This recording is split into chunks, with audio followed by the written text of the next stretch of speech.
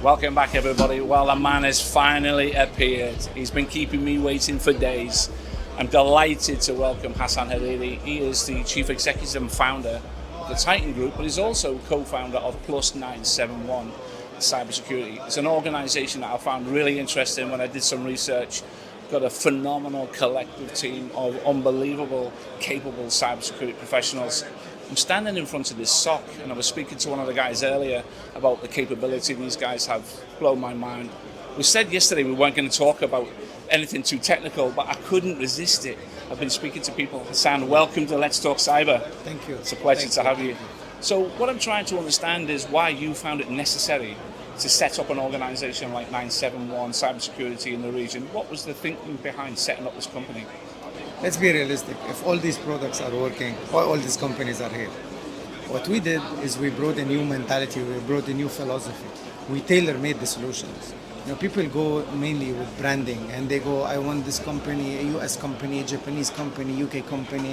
They go with this, but all products has vulnerability. All products has something that is in power and something else that is keep them not working solely in the world.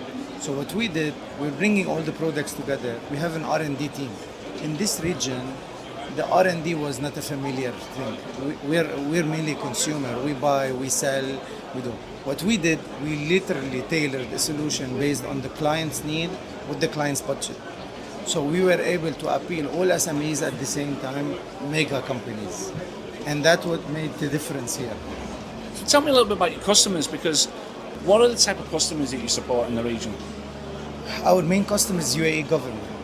We have a master service agreement with Edge that is not hidden as well.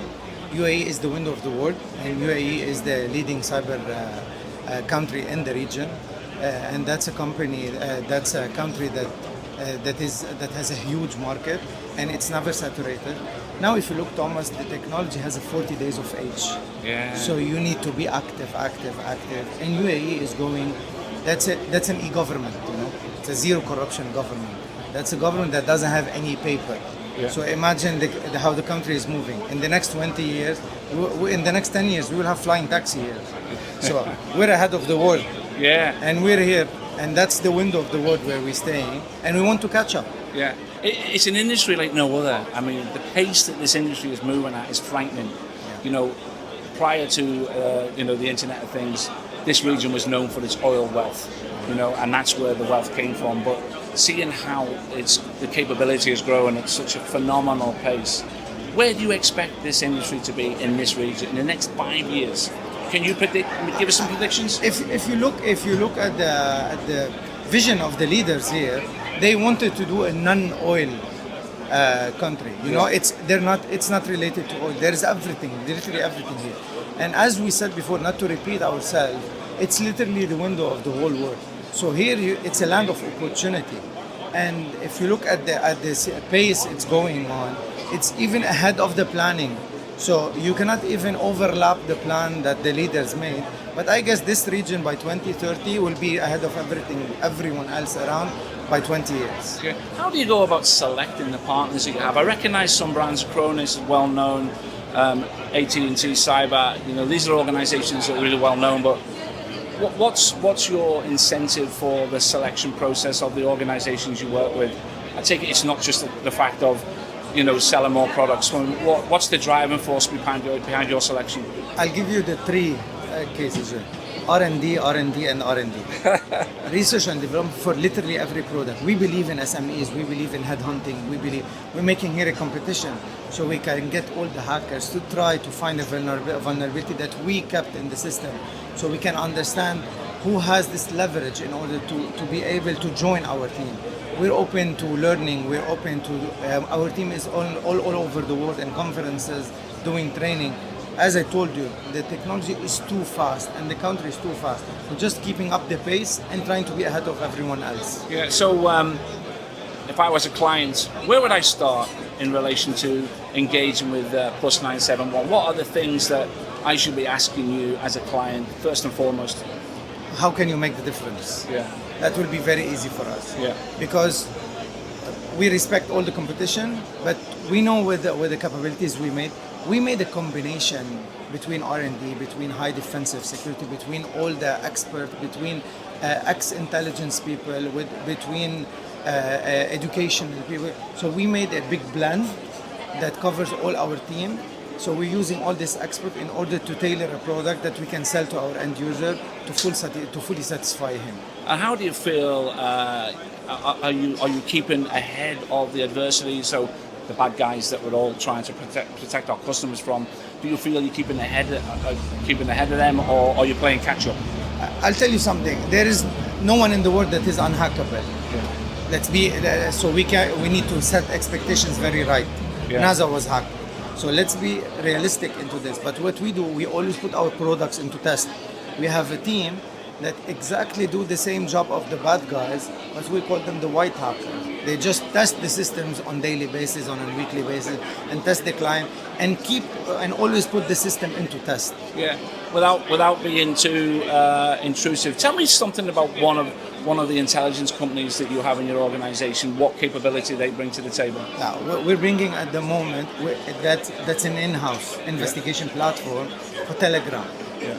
So we are able, in order to do, like, if you want to look at, it's like the dark web systems, where we are able to intercept and check and read all the rooms that are in the Telegram, in order to be able to acquire or get any insightful information that can help lawful organizations that we work with.